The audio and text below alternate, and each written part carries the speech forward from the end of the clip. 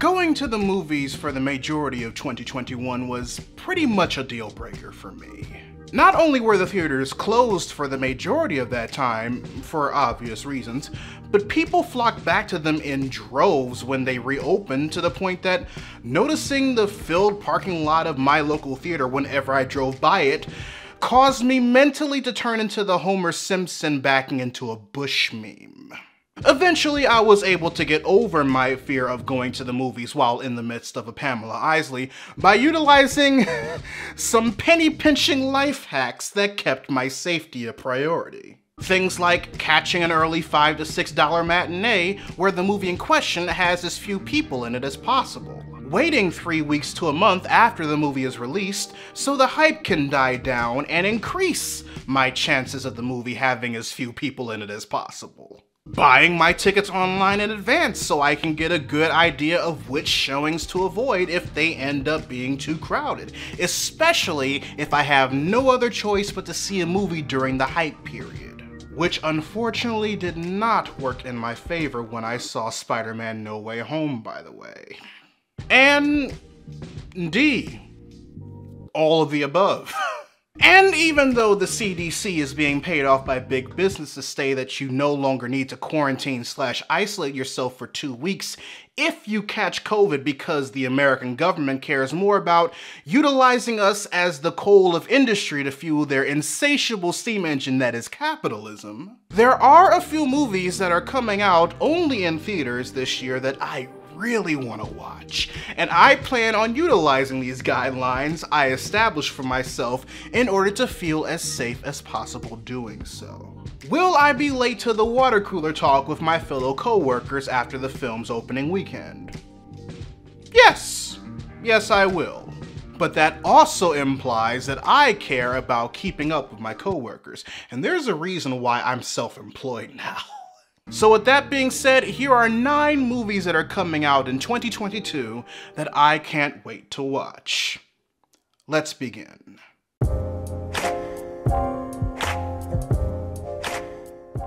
Hey readers, Laron here, offering you analysis and perspective on your favorite bits of geek and pop culture media. And there are multiple ways that you can show some love if you end up picking up what I'm putting down here. If you want to help financially support the channel, you can join my Patreon.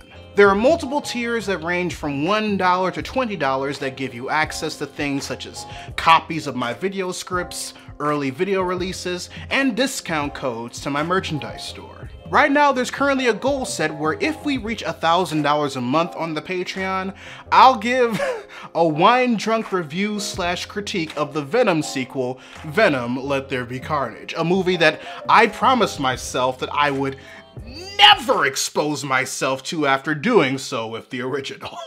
And if you want to know why, I highly suggest you check out the wine-drunk review/critique I did on the original movie in order for it to give you a taste on what you'll be expecting. Also, make sure you subscribe to the channel and turn on notifications.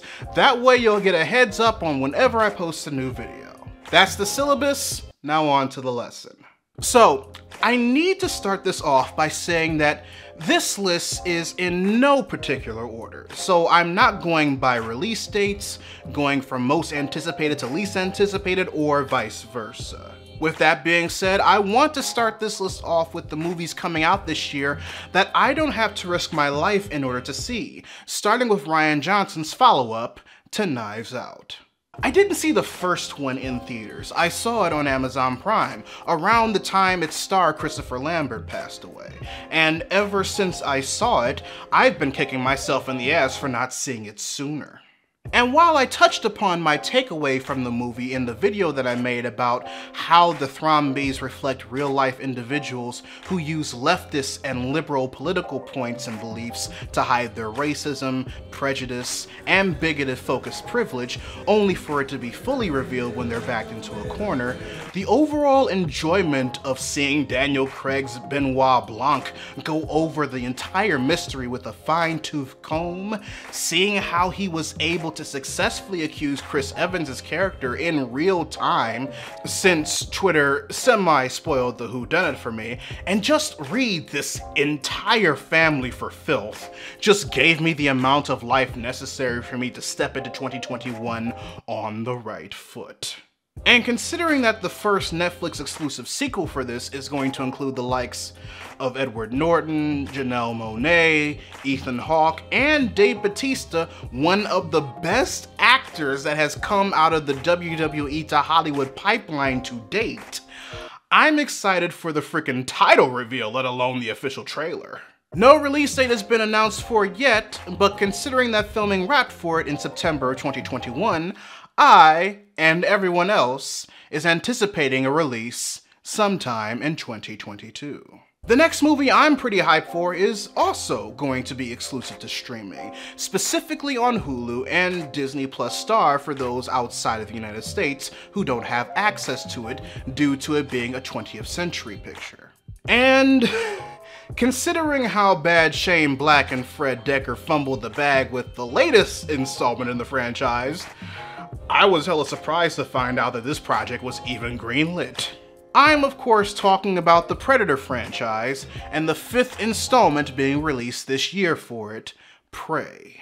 Prey is a prequel film set before the events of the Arnold Schwarzenegger one, with the human protagonist being that of a Native American woman of the Comanche tribe named Naru, and set in America 300 years before ye olde porcelain people arrived on the Mayflower and ruined everything. Written by Patrick Asen and directed by 10 Cloverfield Lane helm Dan Trachtenberg, protagonist Naru has to protect her tribe from a Yautja arriving on Earth for the first time. Naru is being played by Amber Midthunder, who you might have seen in FX's Legion as Carrie Loudermilk, and the 2019 follow-up to Roswell, New Mexico, as Rosa Orteco. Now, I'm more than happy to admit that the reason why I'm hyped to see this is because I love the Predator franchise. If I have to pick a favorite 20th century alien species between the Xenomorph and the Yautja, I'm picking those dreaded headhunters every day of the week. And the reason why the Shane Black directed and Fred Dekker written The Predator left me with such disappointment is because of them wanting to do an adult version of the Goonies / Monster Squad. The latter both were also involved in, with just the roles reversed, with a generic white bread male lead and its poorly developed ensemble cast, at the expense of minimizing the threat that the species has had on the universe for years. While I've definitely fumed about my frustration regarding Shane Black's The Predator in video form in the past, a more in-depth exploration of what didn't work for me is definitely necessary, so look out for that in the future. For now, however, the only thing about Prey that leaves me a bit concerned is writer Patrick Asen's lack of connection to the Comanche tribe that he's going to be writing about. And considering his body of work consists of 1 episode each of Wayward Pines, Kingdom, Treadstone, and Amazon Prime's Jack Ryan series, something tells me that the only exposure he's had to the Comanche culture and customs is what the sensitivity consultant 20th Century Studios hired for him to oversee his work. If they even did that. Either way, Prey taking place before the events of the first movie could be a welcome return to the franchise's roots, and help reinforce what people love about 1, 2, the comics, and Predators. No date has been announced for it yet, but at the time of this recording, Prey is slated to be released in summer of 2022. Now, let's talk about Scream. It's the 5th installment of the slasher horror franchise, produced by series creator Kevin Williamson, written by Zodiac's James Vanderbilt and Guy Busick, and directed by franchise newcomers Matt Bettinelli-Olphin and Tyler Gillett of Ready or Not, after the passing of the late Wes Craven, and I am fucking stoked. If you've seen my video essay on the first 3 installments of the franchise and how its meta commentary on horror also helps lay out the properties of a successful sequels and proper trilogies, then you know how much I love the Scream franchise for the education aspect of the storytelling alone. But another reason why I love the franchise is its masked killer whodunit feel that makes you feel like you're a member of Mystery Incorporated, or the Scooby-Doo Detective Agency if you like music that doesn't sound like it was performed by the Beatles. Trying to figure out for yourself who the Ghostface killer was and how they related to the final girl of the millennial generation, Sidney Prescott, played by Naomi Campbell. As you can imagine, another person, or persons, has taken up the mantle of Ghostface in Sidney's hometown of Woodsboro, this time hunting down people related to both the killers and victims of the original movie.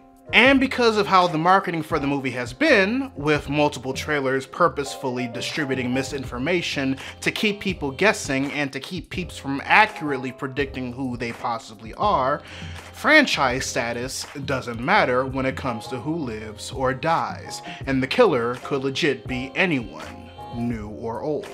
And even if the majority of the trailers are in themselves red herrings in order to keep people from predicting or leaking the actual story, which is genius by the way, especially considering the franchise's history of leaked scripts and on-the-spot rewrites to avoid said leaks from being accurate, the shots, costume design, and ambiance that this new Scream gives off feels intriguing, suspenseful, and draws you in immediately.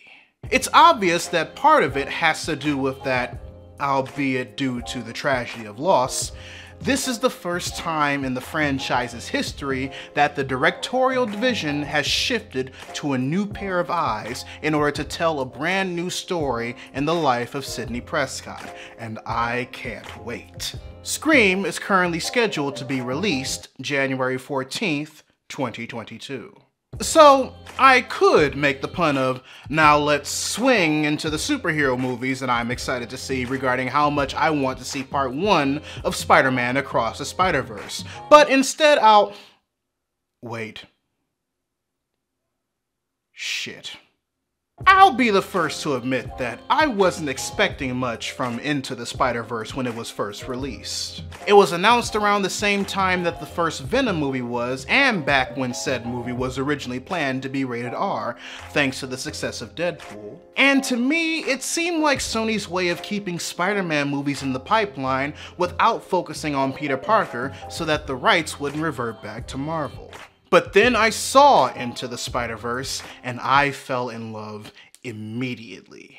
This movie is part of the reason Miles Morales is such a popular Spider-Man among casual moviegoers who don't read the comics, and those like me who know about him because of the comics, but weren't really that attached to him like they were 616 or Ultimate Peter.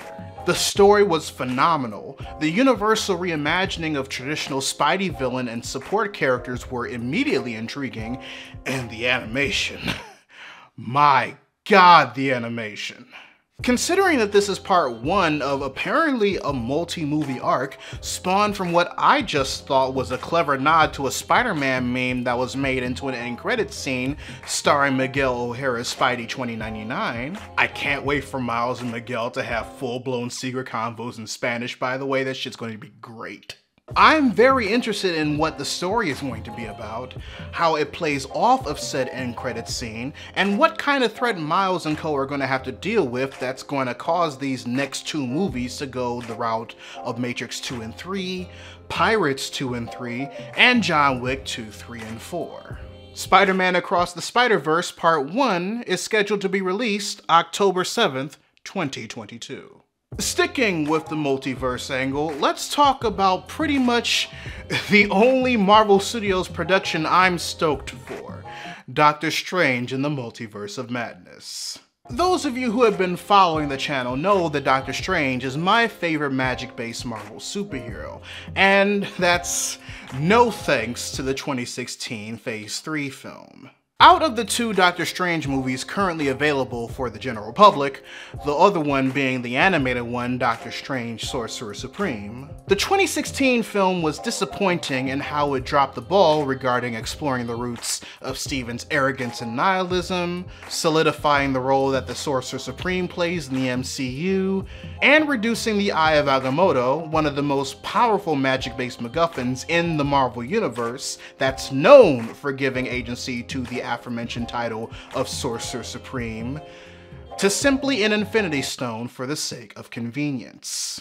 And while the depiction of Dormammu and how Steve invested him in the movie is definitely comic accurate, watching him be reduced to a Groundhog Day gag was just as disheartening to me as when I watched Taika Waititi turn Surtur in the beginning of Thor Ragnarok into nothing but one big joke. Hang on. Give it a second. I swear, I'm not even moving, it's just doing this on its own. I'm really sorry. Now, while I'm absolutely sure that Scott Derrickson had his hands tied regarding where he had to take the first movie in order for it to fit the Infinity Saga narrative, which would explain why he stepped away from Multiverse of Madness because he didn't want to be narratively limited again, there is a part of me that is relieved to see Sam Raimi pick up the mantle. And that's mostly because Sam Raimi is a bona fide Doctor Strange fan.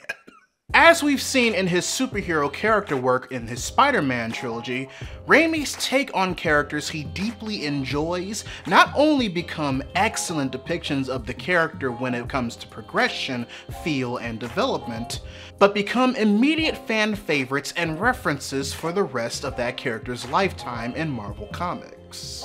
Add the equation that Wanda's multiversal search for Wiccan and Speed from the end credits scene of WandaVision may play a factor into the film, America Chavez being the 6th member of the Young Avengers to be introduced into the MCU, What If's Strange Supreme making a live-action return, and the arrival of Shuma Gorath. No, I don't care what a Lego set says. This looks nothing like Gargantos. This is Shuma fucking Gorath. And this is shaping up to be the go-to live-action Doctor Strange movie to date. Not because of the cameos or its importance to the multiverse saga overall, but because we'll finally get a chance to see Doctor Strange be what he's supposed to be.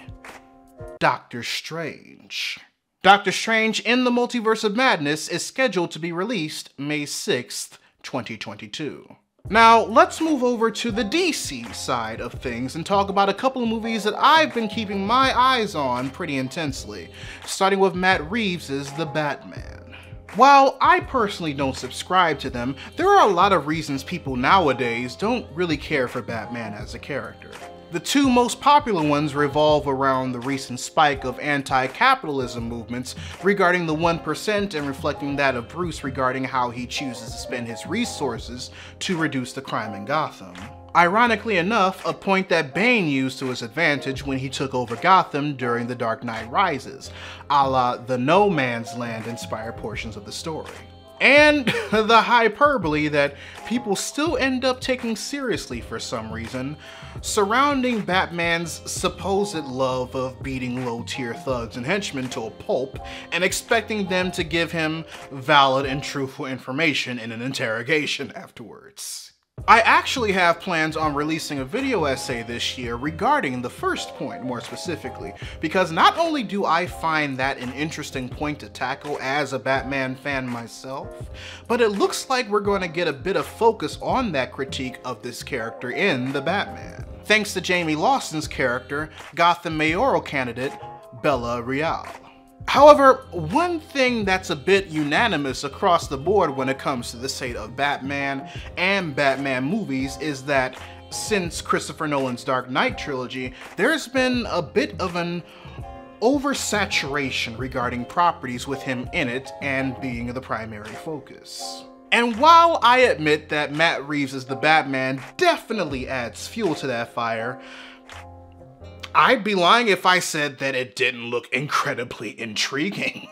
Seeing Robert Pattinson as both Bruce Wayne and Batman in the trailers that are currently out for the movie at the time of this recording is incredibly impressive to me, especially now that I know that part of his presence as the former is inspired by Nirvana's late lead singer Kurt Cobain. Colin Farrell is 100% unrecognizable as Penguin, both visually and range-wise, which is something that I haven't experienced since I saw Dustin Hoffman as Captain Hook for the first time as a kid. And while I'm incredibly anxious to see her in her proper cowl, hopefully with the goggles because the Jim Lee outfit is my favorite look for her, I'm excited to see Zoe Kravitz rock Catwoman. Period. Not only will this be the first time we'll have a live-action iteration of her character that's inspired by the aspects of both Frank Miller and Jeff Loeb that don't suck, but the Batman will make Kravitz the third black woman to don the Catwoman title in live-action media, the second to do so in a feature-length motion picture, and the first to play Selina Kyle proper. Add the return to England for Gotham's dark and gothic architecture as opposed to Chicago, New York, and Detroit from Nolan's films onward, the David Fincher / Andrew Kevin Walker inspiration for the take on Riddler that insists on a focus of developing Batman's world's greatest detective title, and the raw, adrenaline-pumping action scenes, and you can see how a Batman fan like me can be curious, intrigued, and hype as hell for the first of possible 3 installments in this universe. The Batman is scheduled to be released March 4th, 2022.